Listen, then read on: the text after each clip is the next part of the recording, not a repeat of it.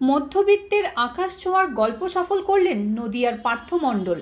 বাড়ি নদিয়ার ধানতলা থানার দলুয়াবাড়ি এলাকায়। বয়স 24, পেশায় রাজমিস্ত্রির কাজ করেন। ছোটবেলা থেকেই শখ ছিল নিজের হাতে এমন কিছু বানিয়ে আকাশে ঘুরে বেড়াবেন।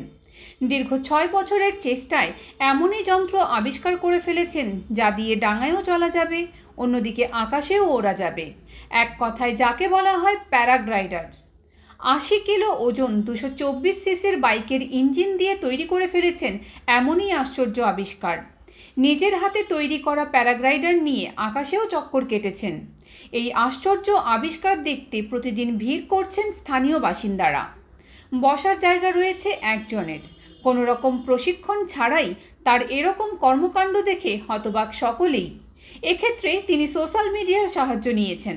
তারপরেই একটু একটু করে গড়ে ফেলেছেন এমনই অভিনব জিনিস। পেট্রোল চালিত এই যন্ত্র তৈরি করতে তার খরচা হয়েছে প্রায় 2 লাখ টাকা। কিছু যন্ত্র অনলাইনে, বাকিটা খোলা বাজার থেকে তিনি কিনেছেন। এলাকার যুবকের এইরকম কর্মকাণ্ড দেখে খুশি এলাকাবাসী।